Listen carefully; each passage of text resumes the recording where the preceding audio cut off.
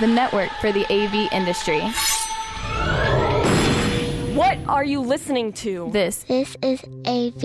This is AVNation. This is AVNation.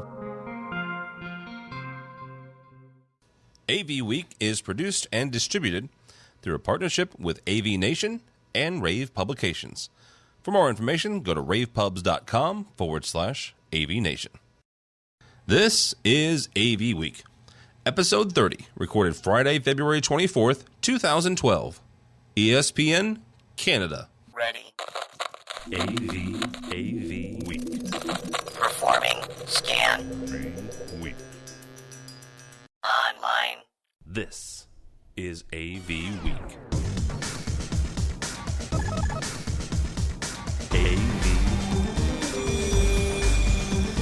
AV Week. It's time for AV Week, the weekly wrap-up of audio-visual news and information. I'm your host, Tim Albright. With us this week is Brad Grimes. He's the senior editor at InfoComm. Hello, sir. How you doing? It's good to be here. Good. And also Matt Scott from Omega Audio Video. He is the owner-operator of said establishment. Hello. How you guys doing? Good. This week on AV Week, we're going to talk about Samsung spinning off their LCD market and embracing completely, finally, OLED.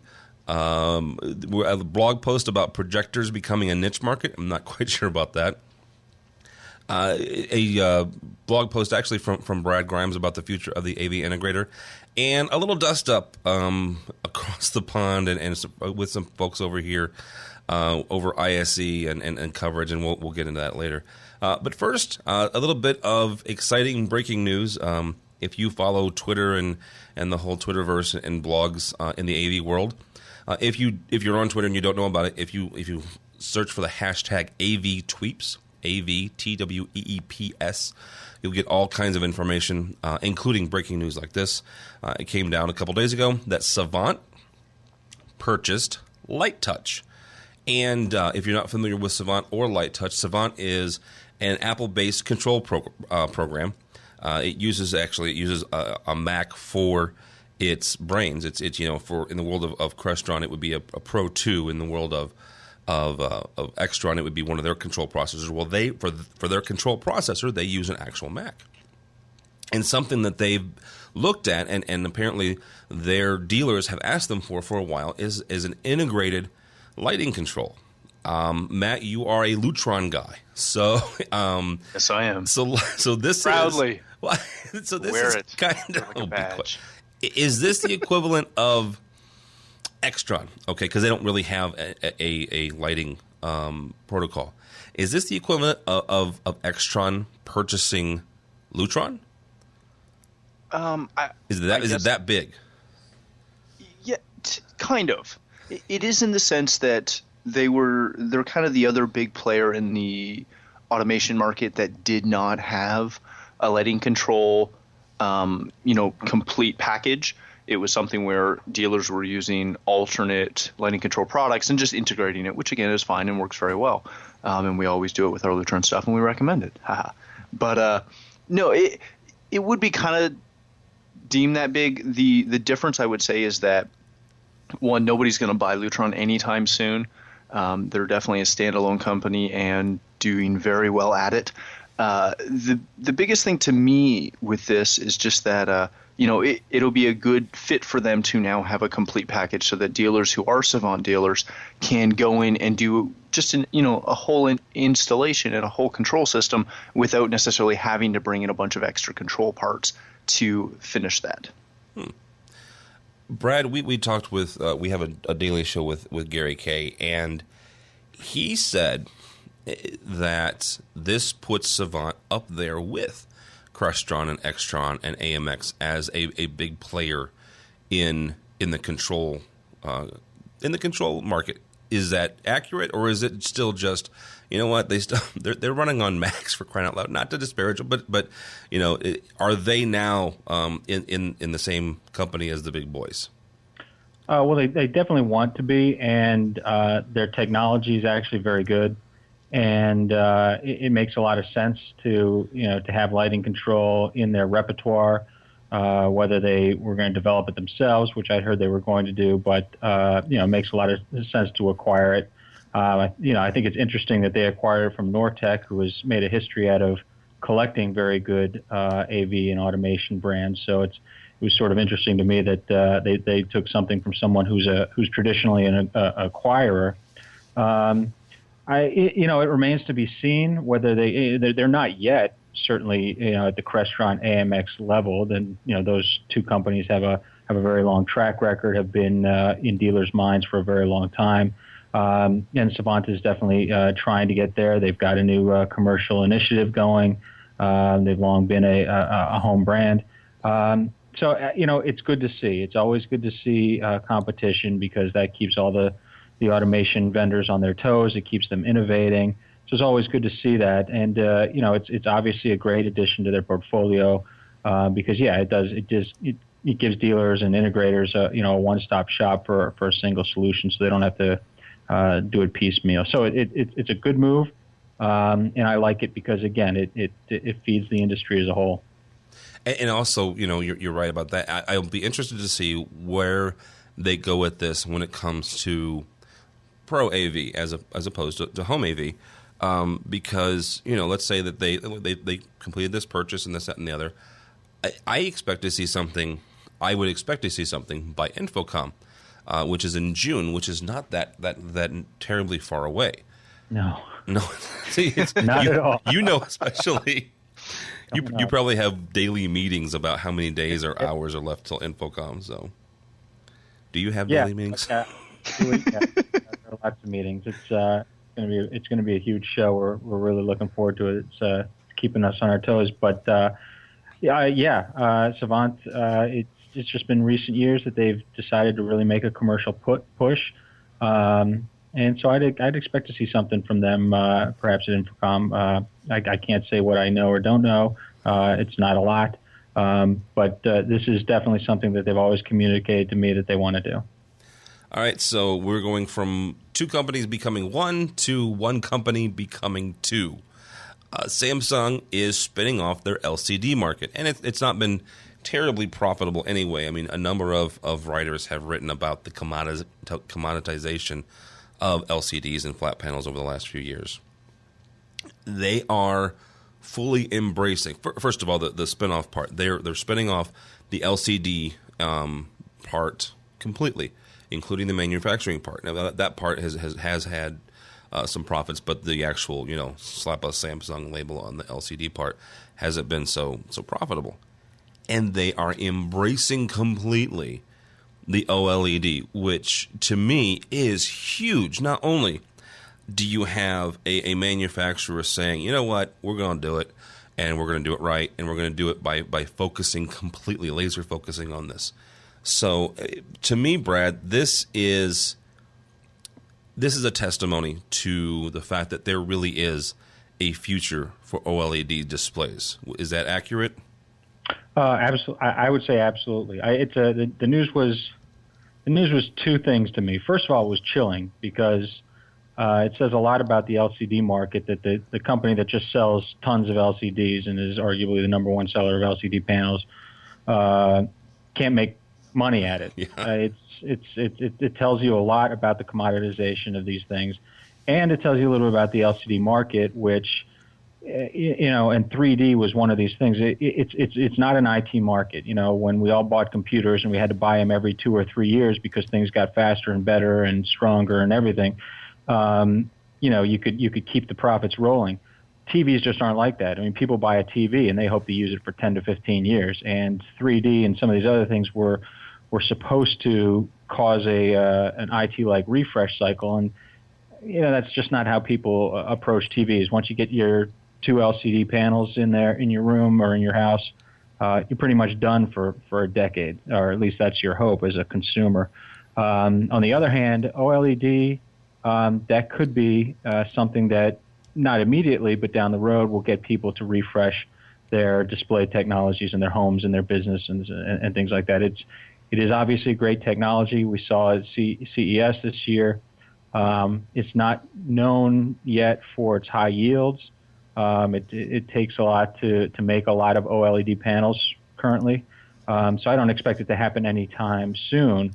But I do think it's a viable next generation TV and display technology. And once people have them in their homes, we know that in Pro AV, they're going to want them everywhere else, in their offices and in their bars and everywhere else. Brad, don't tell anybody, but I'm still holding on to a CRT at my house. So am I. So am I. Oh, my God, I can't believe I just confessed that. I mean, people mock it. We have guests over, and they point at it, and they say, "Are you kidding?" And I say, "It's so heavy, I can't move it." That's my thing. When we sell the house, it's part of the. It stays with the house. Package deal. Absolutely. But it's a great TV. And that's my problem with it. Is it's still a great TV, and I hate throwing things out like that. So, yeah. Matt, Tim? huh? Are you a hoarder? Yeah. Jeez. No, my wife. I must confess, I actually still have an old CRT as well. It's a Panasonic 29-inch console. It's got wooden sides from 1989. Wow. Outside of the fact that the tube shifted a little bit in our last move, if we're watching standard def, regular cable, it looks better than my Samsung plasmas. Mm-hmm. Yeah. Now high def is a whole other picture, but that's high def. So, but no, it still does look. I wish I could find some CRTs for some of the broadcast stuff that we do, because good Lord. Yeah. Anyhow. Yeah. Well, and some of that is maybe OLED is going to be some of that, because to me OLED it really is the best thing since plasma, and I really have a huge liking for plasma. Matt, is OLED going to be that whole next refresh, or like guys like me who are kind of I honestly, if I could find an OLED that was at a decent price, I would actually get rid of the CRT. They have, but you deal with not only residential but also church and some commercial. Is that enough of a sale for them to say, okay, I know this is only 3 or 4 years old, but look at it, it's OLED. I think in the resi market, maybe it depends how much of a resolution jump we get when we get OLED and when it becomes affordable, because that's the big thing is. Until it's affordable, it still will not reach any sort of mass consumption. Once it's semi-affordable, reasonable, someone can actually justify spending that much money for whatever size frame they're looking at. It'll definitely be something that's used and consumed. But I think it will be, especially in the pro side, once it comes, because in the pro and the commercial side, you always have that whole we have to be the best, and we have to put our best foot forward, our best face forward, and show that we are cutting edge. So whatever industry you're selling that into, whether it be house of worship or commercial or retail or anything like that, there's always that drive to be the most cutting edge business out there, and that can be a huge differentiation factor between company A and company B. So when you have OLEDs and they're cost effective, and again, I use that term kind of loosely, but fairly cost effective, I think you'll really see a lot of businesses putting them in more and more. And I know we just had a Buffalo Wild Wings open, which is one of the first ones in Canada, so it's kind of cool. And we're all excited for it. Yeah, they were lining up for 2 days to win their 100, their free wings for a year or whatever. It's just chicken wings. I mean, come on. True, they're good chicken wings, but okay. It's just it's okay. Yeah. Go ahead. We don't get that many up here, so okay. Anyways, they outfitted that bar with something like 40 different screens. Now, as soon as OLEDs come out, do I see that restaurant going, "Hey, we need this"? Just so we have it, just so we can bring in, especially up here, the hockey crowd. They're going to want to come in and watch it on this. Like we sold a couple 80 inches, sharp 80 inchers into some restaurants strictly so that they could advertise they had it. Wow. Did they need it? No, it was replacing a 75-inch Mitsubishi, I believe. So was the 80-inch that much better? Not really.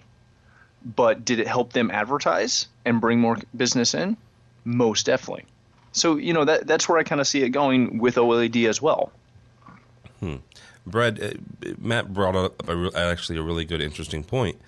This needs to become affordable, and maybe that's why I'm excited more than the fact that it's OLED, but the fact that somebody has taken a liking to and they are focusing on this because, God bless Sony, but they could, because they came out with the first commercial one. Granted, it was 13 inches and it was $2,500 for 13 inches. Yeah. But am I misreading this? Because I'm not a manufacturer. I mean, I'm a yahoo with a microphone. Is the fact that they're focusing on it mean that their bean counters and their executives have taken a look and a good hard look at this and said, you know what, we can really make a run at this, and we can make it affordable if we focus on it and just start cranking things out? Yeah, no, I definitely think that they're doing this, and LG is doing it because they see it as the next generation of display technology, and I don't see another significant, consumer, display technology. We have a lot of other display technologies for video walls and things like that, but I don't see anything like OLED coming that can take the place of the LCD panels that we see everywhere.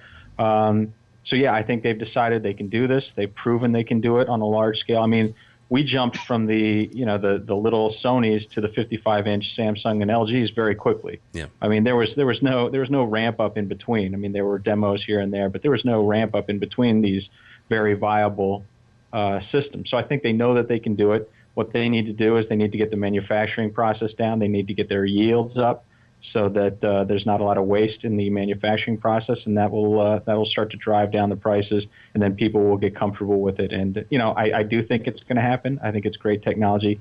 We're just going to have to wait and see, and they're going to get better and better at it, and then we'll start adopting them. It's not going to be this year. I don't know if it'll be next year, but it'll happen. I really hope so, because those are. Hold on to that CRT, Tim. don't toss it yet. It can go in my kids' playroom.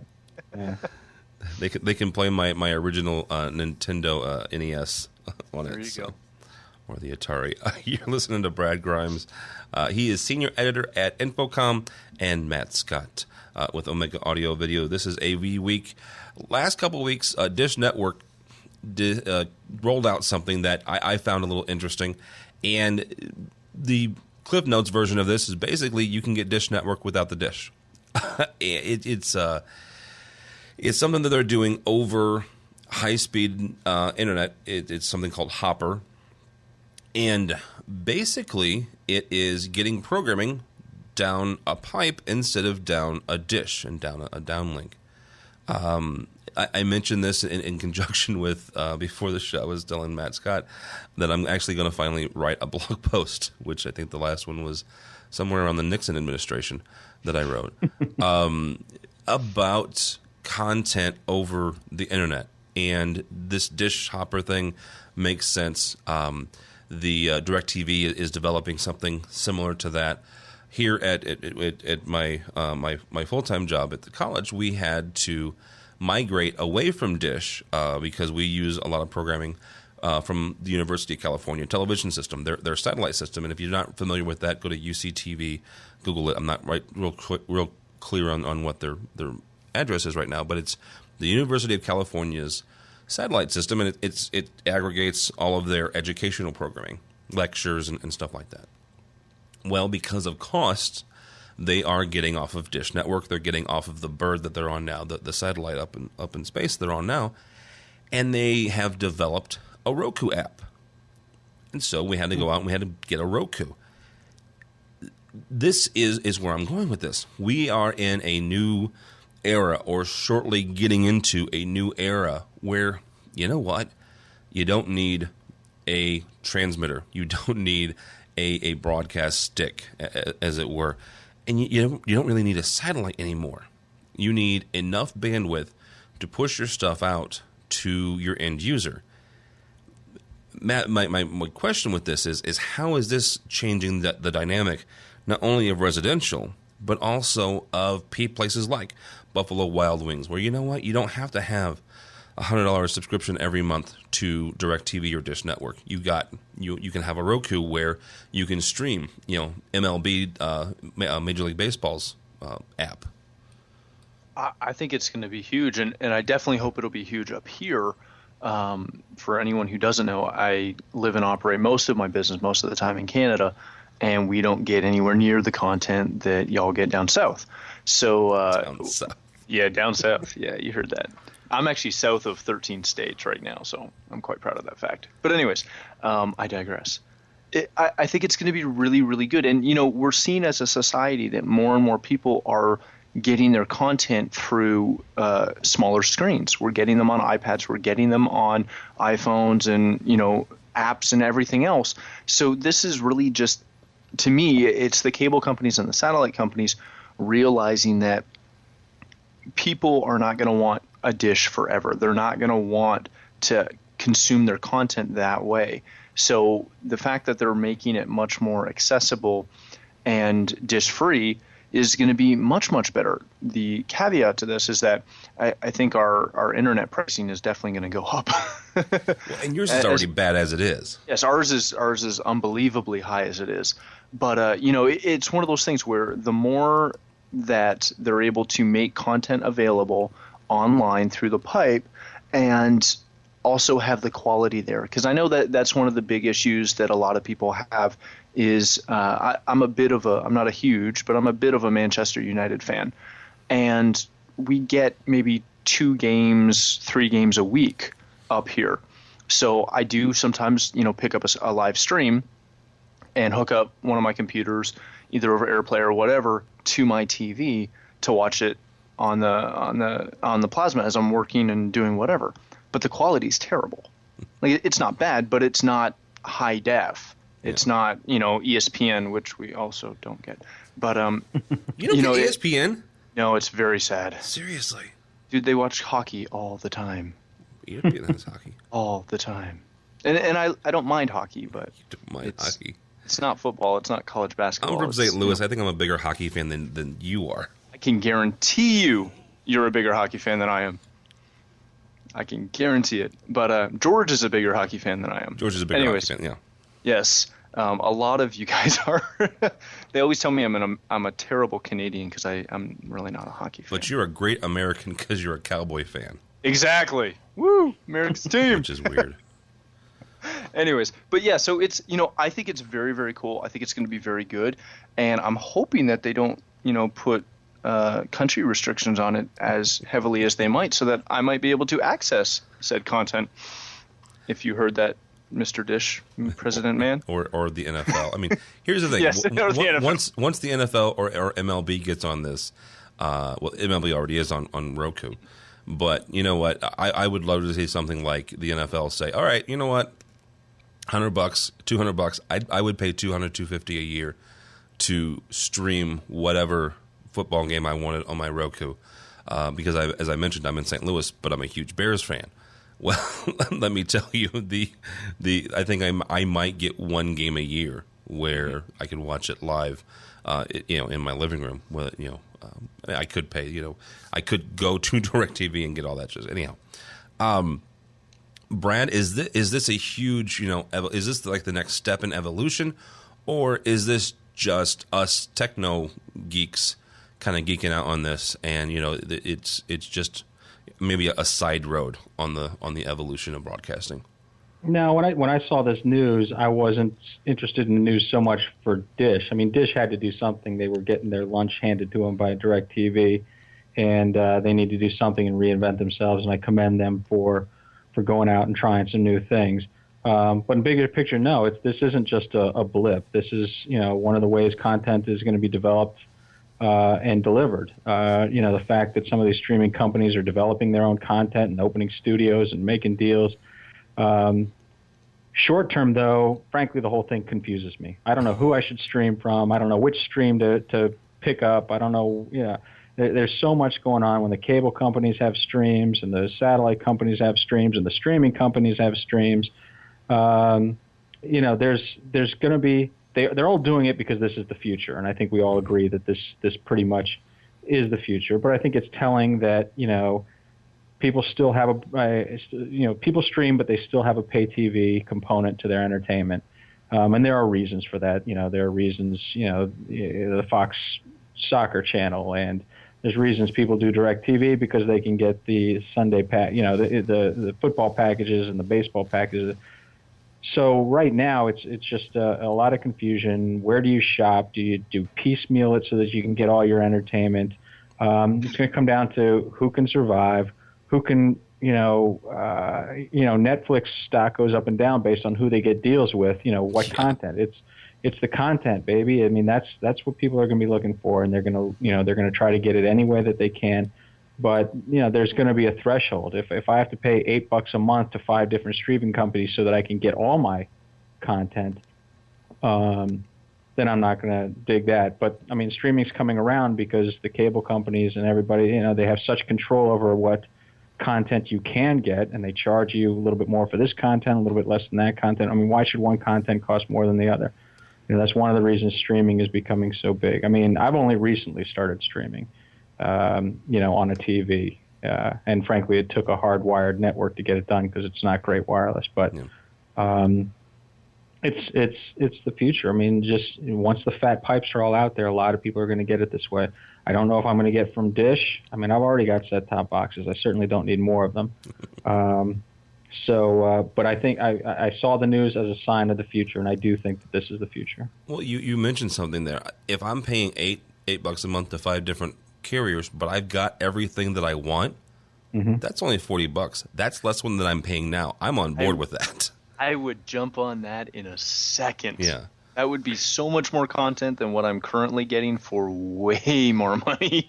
Yeah, but I don't think we're there yet, right? Yeah. I bet you can't find $5-8 subscriptions and still feel like you're getting everything that you want.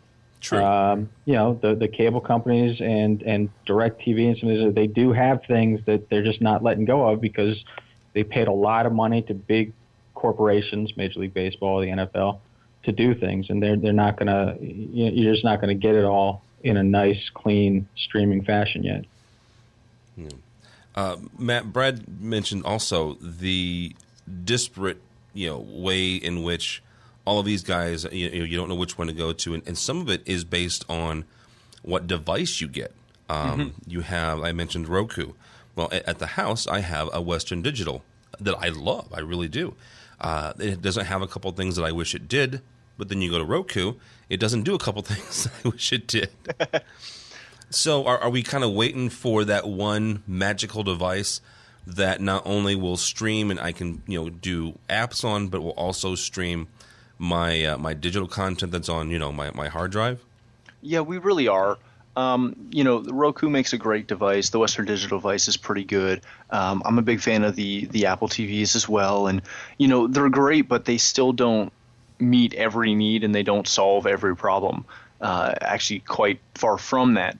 And it's literally just one of those things where hopefully one day every content provider and every format will not be one and the same, but will be capable of understanding that there may be some value to someone else's format. Like the one issue that drives me absolutely crazy with my Apple TV is unless I hack it, there's a lot of video formats that I can't play. Except. So if I didn't buy it, through iTunes, if I got it from another source or ripped a DVD myself, a lot of times, unless I convert it into one of their proprietary formats, I can't watch it. Okay, but except one thing here, Matt. Mountain Lion, when it comes out, yes, you're going to be able to do it straight from your Mac. Oh, I know, and that's going to be very cool. Is that not a game changer? I hope so. Again, until you see it. Until I see it, and you guys know me, I'm a huge Apple fan. I love my Apple stuff. I know, it's shocking, right?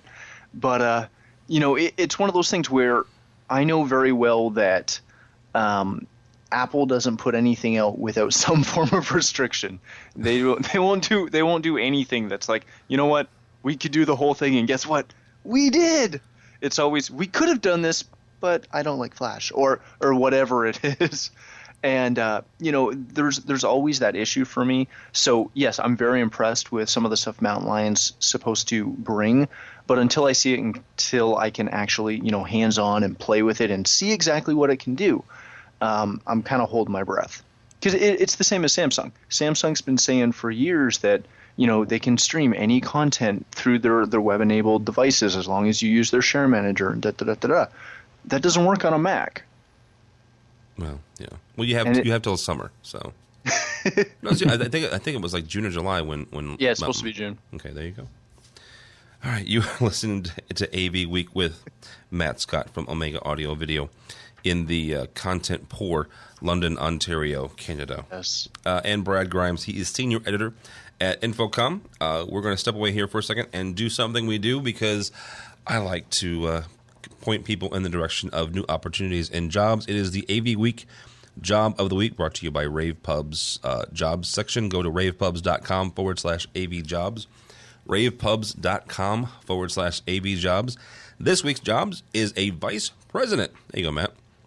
You can Excellent. be a VP of new business development, but you have to move because it's for RGB Spectrum in Alameda, California.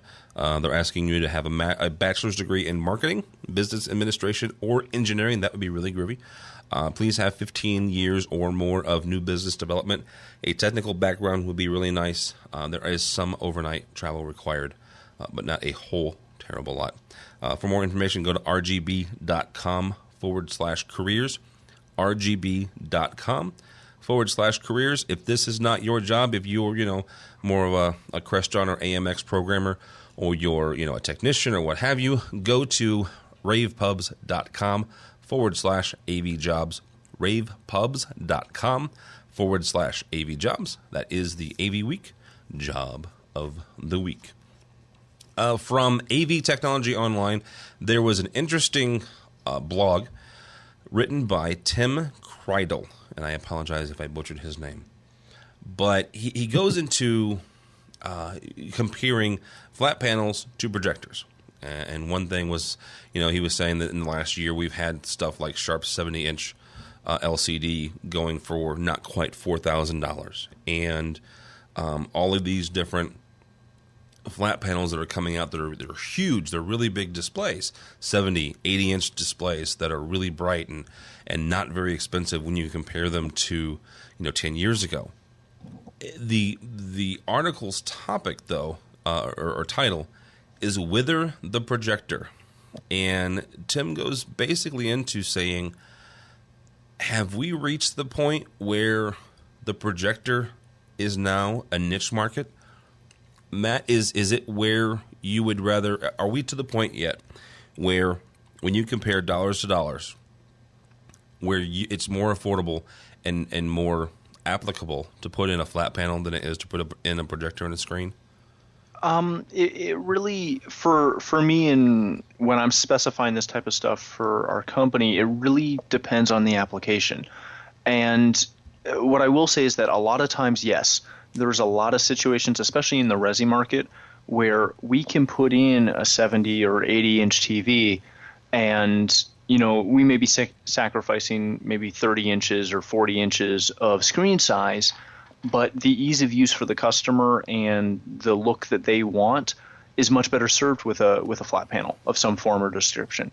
In the professional market, maybe not as much. I still think projectors have a very, very good place and should be used a lot of times instead of a screen. But again, we are seeing more and more screens get bigger and bigger and bigger and cheaper and cheaper and cheaper. So when you can do that and you don't have the cost of running the machines, then a lot of times it is better. But it does completely depend on the situation. So, Brad, take outside of residential, because I'll give you guys the fact that in most cases residential you're going to put it in a flat panel, but let's say a classroom. Classroom, you're looking at an 80-inch display or an 80-inch screen with projector. Have we reached that medium point there, or the point where the scales tip more in the favor of flat panels in those instances? Well, first of all, Tim Kreidel, shout out, good buddy. He's from your neck of the woods, actually. Did I say his name right, though? Yeah, I think you were close. Okay. I know Tim well. And I know he and I have discussed this topic before. The point being, in the conference rooms, it's really the small projectors and the screens that could go into a classroom, could go into a boardroom. Those ones, I think, in his article, it makes a good case that those are endangered species, that if you can put up an 80-inch display and it costs X and you don't have to change the bulbs or anything like that, and you're not walking in front of the lights when you're making a presentation, or it makes a lot of sense. So I think the point is that, like Matt said, it depends on the application, but there are a lot of applications that used to be no-brainers, pop in a projector and put in a screen, that just aren't no-brainers anymore, just because of the size of the panels and whatnot. Now, again, education, different applications. A lot of places, they like touch interactivity, so you could do a panel with a touch overlay. But that is a good market for specialized short throw projectors. They do pretty well in the education market. Niche play for projectors. I don't know that projectors are niche. They've just evolved. Yeah.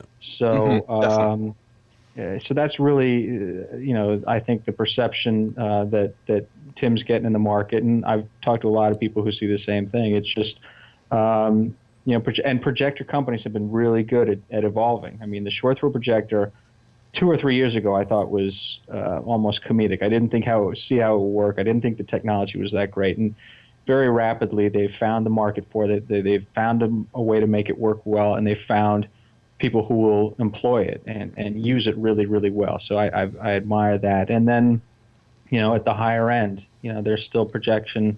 I love the ideas of projectors as art, as projecting on surfaces. And, I've talked to guys who know how to project on waterfalls and all these things. I mean, so in other words, projectors aren't going to go away, and they're not going to be set aside. They've just evolved. But there are a lot of situations now where if you're thinking of putting a projector in your conference room or your boardroom, or in your hotel lobby or something like that, wherever it happens to be, stop, think. I got an 80-inch plasma LCD that I can put in there, and that's definitely happening. Well, and this actually leads us to our next article, which is from TFC Info's research department, saying that churches are preferring flat panels to projectors. Now, I saw this and I laughed. Do you know I was going to chuckle? Yeah. Yeah. Because, I mean, Matt's a lot like me. Matt actually does more volunteering than I do when it comes to our churches. I don't see it. I'm sorry. I mean, according to the research, in 2009, 25% of churches with 0 to 250 seats were using flat panels. Today, half are. And 0 to 250 seats, you're talking about a smaller projector, therefore, or a smaller church, therefore a smaller space. It's sorry. I got to jump in on this one. This is one that bothers me immensely.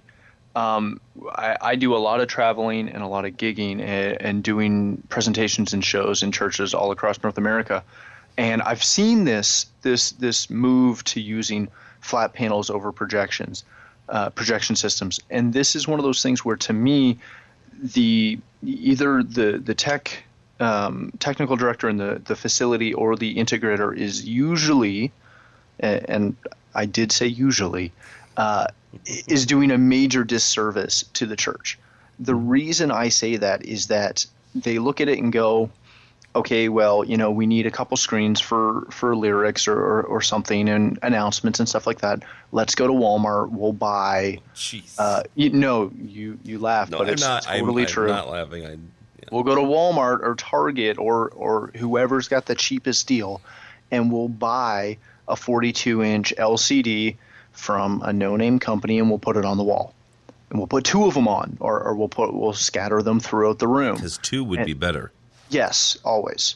And, put one on the left and right. You're normal. Yeah. And do that. And I'm okay with that in certain applications.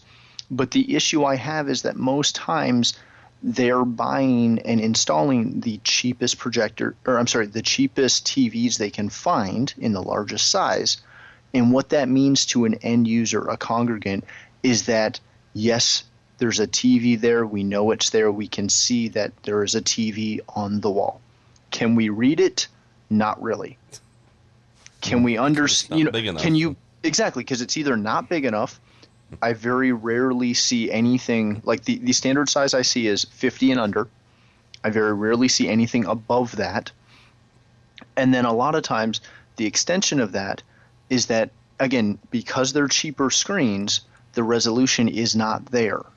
So you have people who are designing content in PowerPoint or whatever that normally should be played on a projector, which would give you a larger viewing size, which would mean people could read it better, and they can't read it because it's on a screen that has bad resolution. And it's true. The article is true, but it's bad installations. It's bad AV as a rule. What? Sorry, there's my rant. No. I'm completely with you. I mean, when I read this, I felt like we're just missing something. That I don't think that churches necessarily prefer flat panels to projectors, but I could see that they're buying more. Maybe they're putting them in assembly rooms, or they're putting them in the Sunday school room or something like that. But this is one of the situations where, thank goodness that there are AV professionals like Matt and others, because there's science involved here. Yes. like he said. What? Sorry, what was that? You're not supposed to as a church tech director, you're not supposed to know that certain contrast ratios, certain resolutions, you're just not going to see it. It may have sounded like a good idea and it may have been really big, but like Matt said, once you get it in, you're going to realize people can't see what you're putting on there. I mean, obviously it depends on the church and everything that, but it's like, and it's this way in lots of venues. I mean, the head of the California courts, Jennifer Willard, who I've spoken to many times, says that, she goes into these courts and judges say, let's put some flat panels here for looking at evidence. And she spends the bulk of her time talking people away from flat panels to projection systems, because their application, the flat panel, will not do what they think it's going to do. And it's something that AV professionals know, people with AV backgrounds, people with CTS, people who follow AV standards. They know this kind of thing, and that's why, thank goodness that the pro AV industry exists, so that churches don't end up putting these things in all the time and then squinting and nobody being able to do anything. Well, and you actually brought up a good point, Brad. How do we communicate to churches the 864 rule? I mean, one of the first lessons once I discovered InfoComm, one of the first classes online I took was just a basic, I think it was called Essentials or AV Essentials.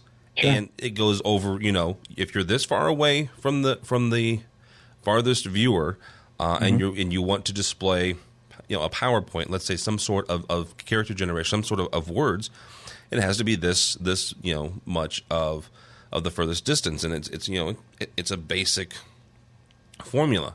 But the technical director that Matt's talking about doesn't know that. All he knows is he has $500 from his pastor to get as many displays as he can.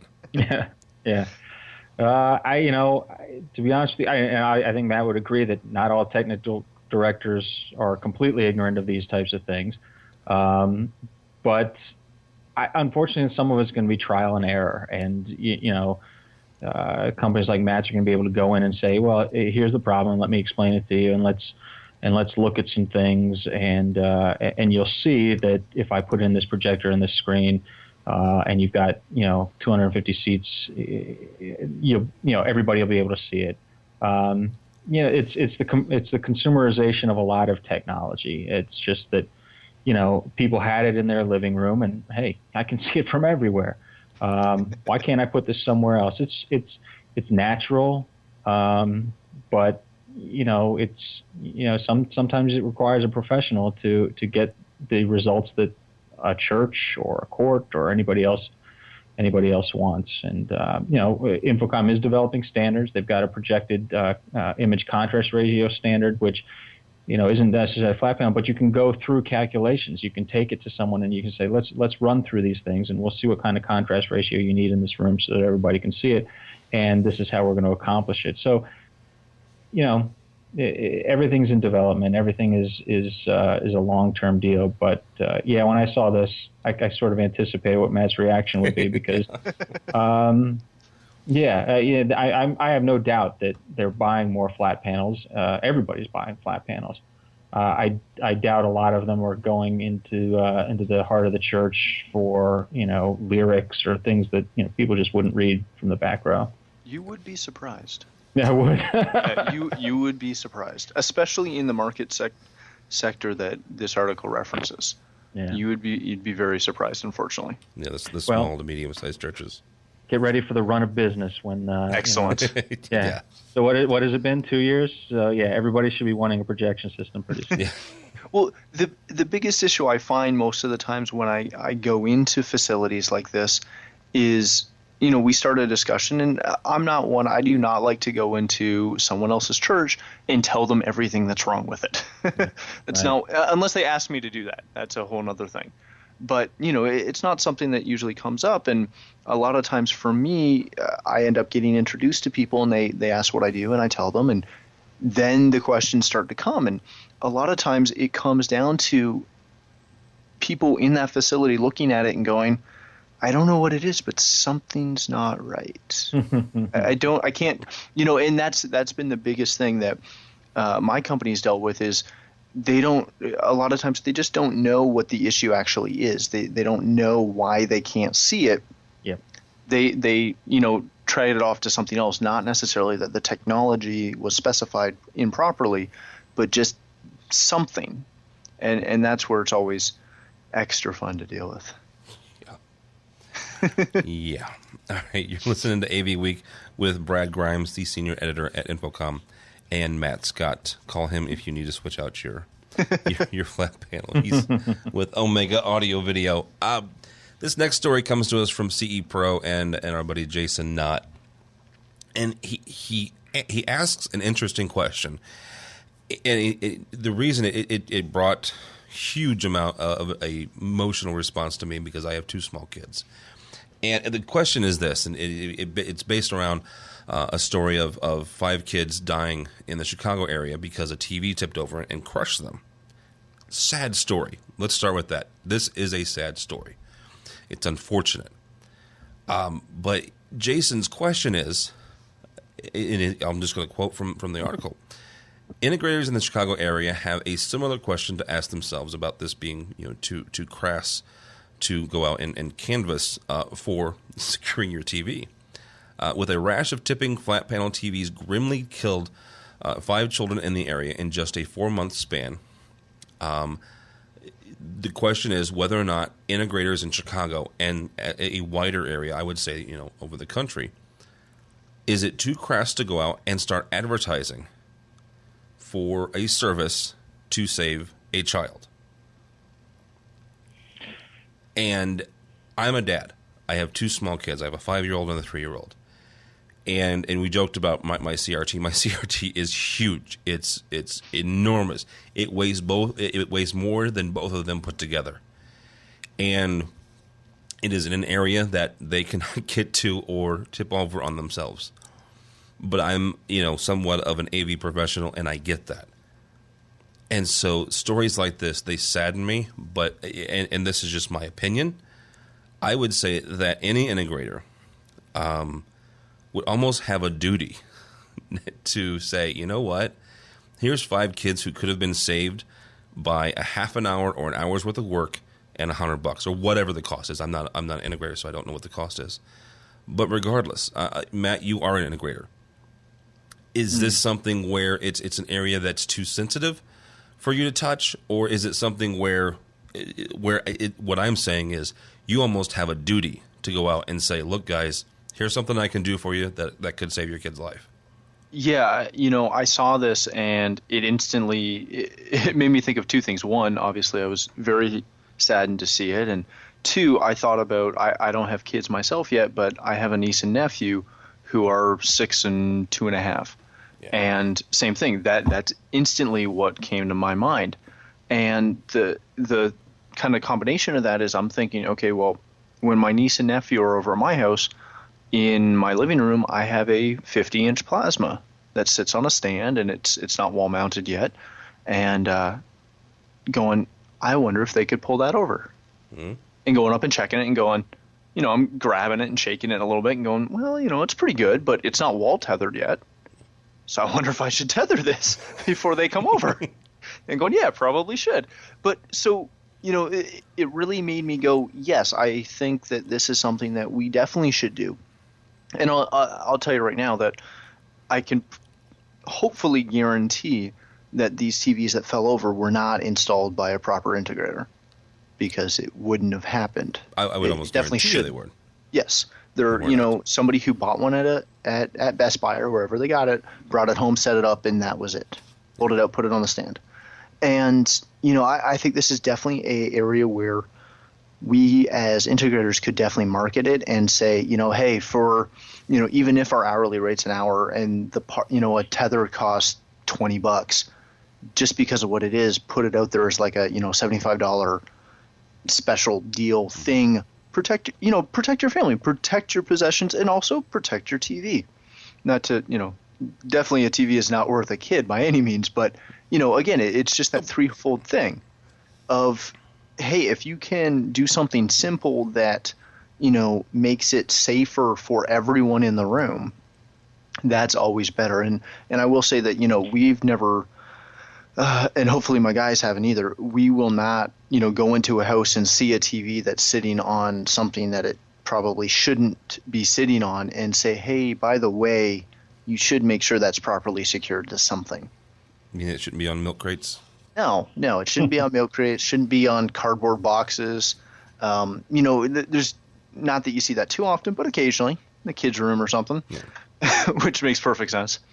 But my biggest thing is you don't want to put out an ad and flyer your neighborhoods with a picture of a kid trying to hold up a TV as it's tilting. That's probably not proper marketing.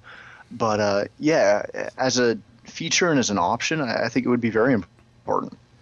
Well, and Brad, as an organization or as a bunch of guys in the industry, Matt's right. You shouldn't put a picture of a kid under a TV, but you could at least make people aware. Is that not? Or is that? Does that seem too opportunistic? Well, I don't think it's opportunistic at all. I think. As Matt alluded to, there are integration jobs, there are residential integration jobs, and I think anytime an integrator is doing one of those, they should ensure that they're talking to the homeowner about securing their electronics and specifically their flat panels. If there's someone, it makes a lot of sense. It's a good talking point with the customer. It shows you understand their needs, you understand their family, you know that they have young kids.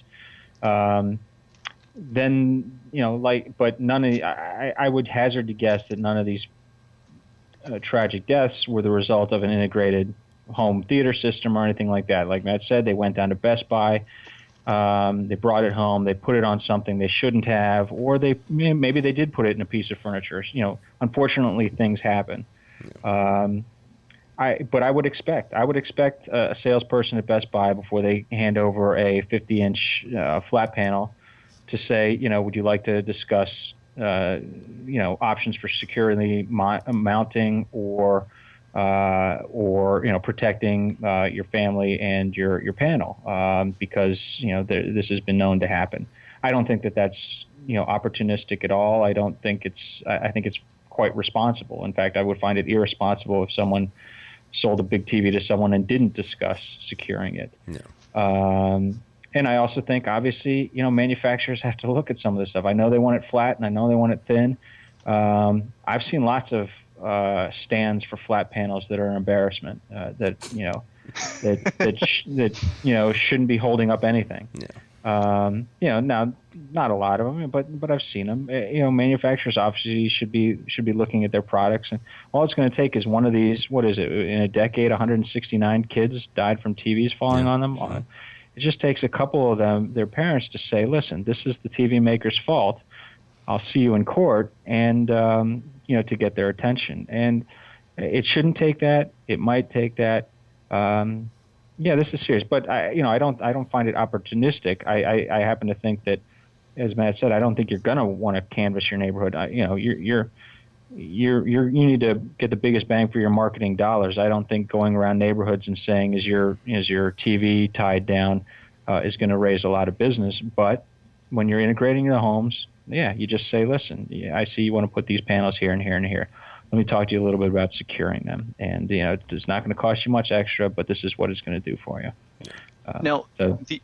The interesting thing to me was that I can't say off the top of my head if it's every manufacturer or every brand, but I know for a long time, a lot of the screens all came with a little, I think it was nylon. It wasn't necessarily super heavy duty, but it came with a little strap that you were supposed to screw into the wall and screw to a center point just above the Versa mounts on the TV. And I do know that, whether it's Samsung or Sony or Sharp or Toshiba or whoever, Panasonic, they all say, in their documentation, be careful, these screens can tip, et cetera, et cetera, et cetera. Mm-hmm. Yeah. But it's, and again, I'm not saying this is necessarily anyone's fault, but it's one of those things. There are a reason that they put those warnings on screens and, in the manuals and all the documentation. And, I'd hope that people, do actually read them. There is a purpose for them in the box, not just to keep in the bag like some of us integrators maybe do.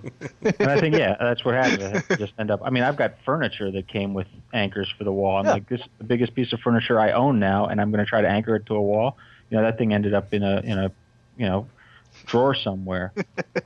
But I think what'll happen is there'll be more prominent warnings, and more people will engage people as they do this. But I don't know if it's an aftermarket service. So. All right, real quickly, guys, and we'll let you go. How do I get into this story? Just dive. Just dive.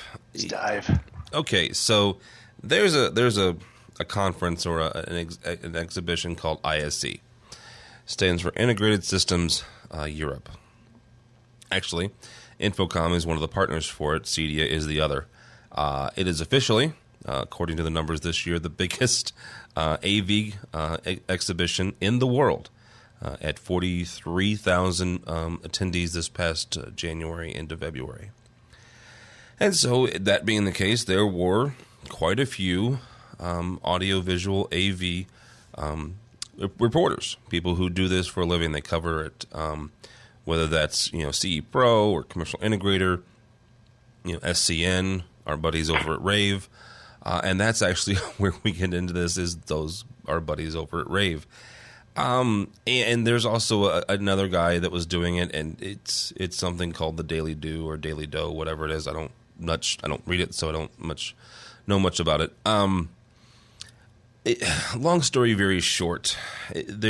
Gary Kay, our buddy over at Rave, he hires a lot of young people. That's his MO, because he believes that they have a lot of energy and they have a lot to offer, and they do. These kids are bright-eyed and bushy-tailed and raring to go, not only just in the industry, but in covering events like this.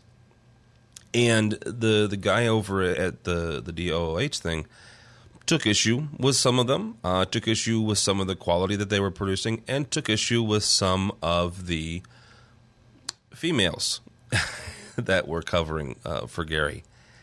And some things were tweeted back and forth as only they can be tweeted.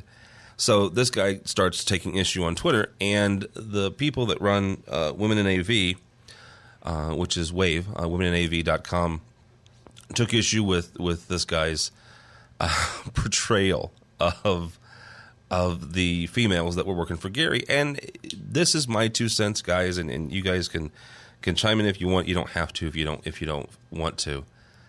But my bottom line for this, and it was a little on Twitter for a couple of days, and some various blogs. One of our producers and contributors, George Tucker, wrote a blog post about it. And I'm just going to say this about it. I think the guy was unprofessional. I think he is misogynistic, to say the least. And I don't think there's a place for it in society, first of all. But certainly not in our industry. Because, we have enough issues going around, whether that's, HDCP or, our other actual issues. We don't need some Stone Age man stuck in the 50s, commenting on the people in our industry, whether they're male or female. So, Sorry. No, that's my 2 cents. That's your rant? Yeah. Your rant? Yeah. Your rant's over? All right. My biggest issue with this is, and somehow I was following some of the ISE coverage, but obviously I was not following it that close, as I didn't see the initial tweets that were going back and forth on this. But I did see it afterwards, and of course I read George's. I read Jennifer's follow-up as well, and I read a couple other people's posts. And my issue comes down to, again, call me old-fashioned, which is fine. My wife tells everyone that she married a 60-year-old man in a 20-something-year-old body. I think George called you Dorian Gray at one point. Yes, he did. Yes, he did. And this guy can think whatever he wants. That's his prerogative. I really don't care what he thinks. But I like to consider myself a gentleman, and I think that we should be, and we as men always should be. And I don't care. I'm one of those guys. If I see a woman coming through a door, I will hold the door for her. Amen, brother. Whether she thanks me or whether she gives me a stern look and says, I can get my own door, which has happened. I don't really care. I'm still going to do it. Mm-hmm. I was in a store just the other day, and the lady asked me for something, and I, gave it to her and said, here you go, ma'am. She looked at me and said, don't call me ma'am. And I said, I'm sorry, my mother raised me right. And, for me, that's my takeaway from this, is that I definitely do not want to be associated with this guy. I don't really like what he was saying. I don't think it's appropriate in any industry. And not that I'm necessarily, a full, hey, female power or whatever, other side of it you want to take. But to me, it's just, this is not what a real man does.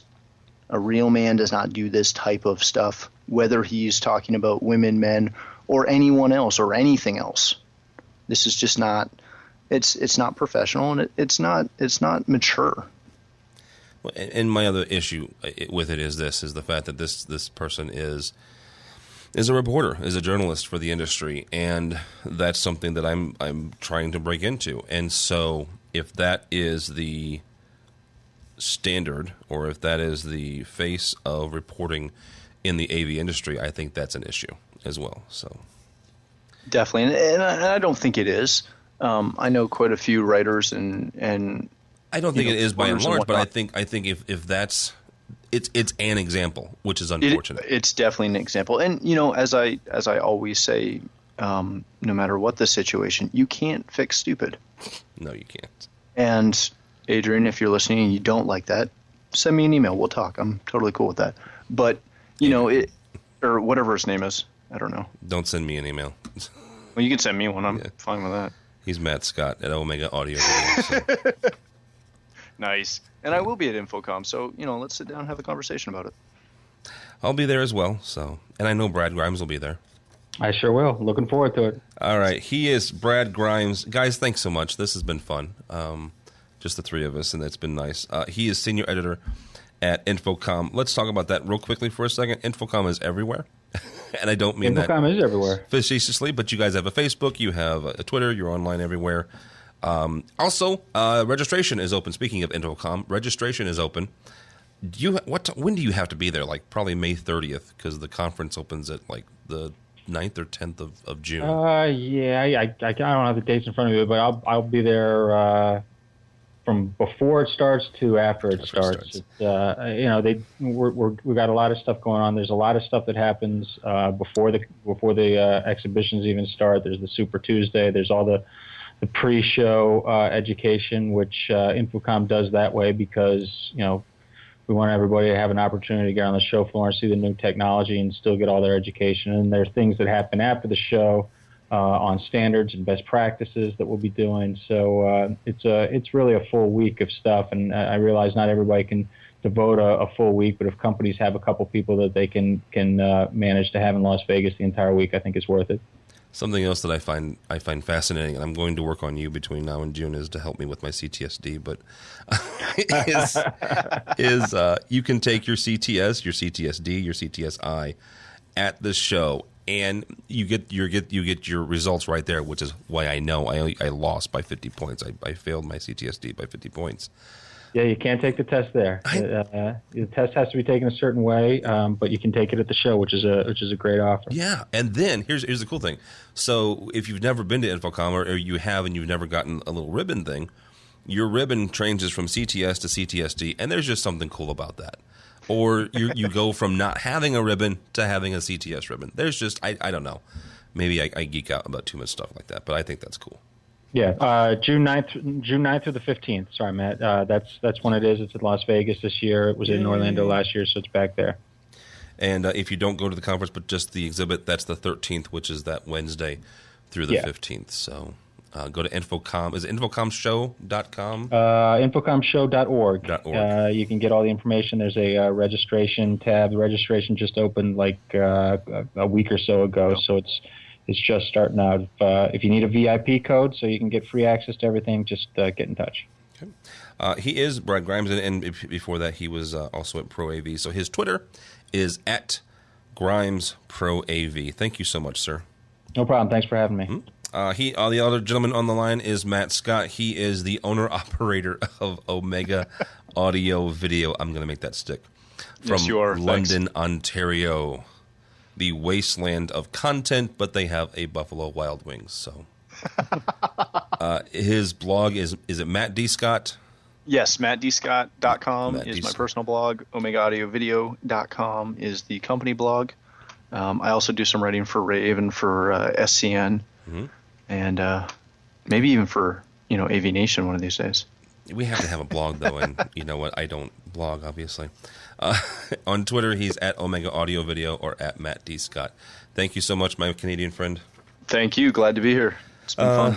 Yes, it has. I'm Tim Albright. If you want to get a hold of me or follow me or do whatever, if you'd like to do the Twitter thing, it's at TD Albright, Tim David Albright on Twitter. But more importantly for me and for all the guys at AV Nation, check out the new portal on Rave Pubs. It's ravepubs.com/AVNation, ravepubs.com/AVNation. That's where you'll find this show, the daily show we do with Gary K called The Daily Rave, and all of our monthlies, including EdTech, the Social AV, AV Social DIY show, and more. Here in the next month, we actually will have 2 brand new shows that my voice will not be on in any way, shape, or form. So that's an exciting thing. Our buddy George Tucker is cranking out another one about live staging, and the other one is a top secret that will be released in about 2 weeks.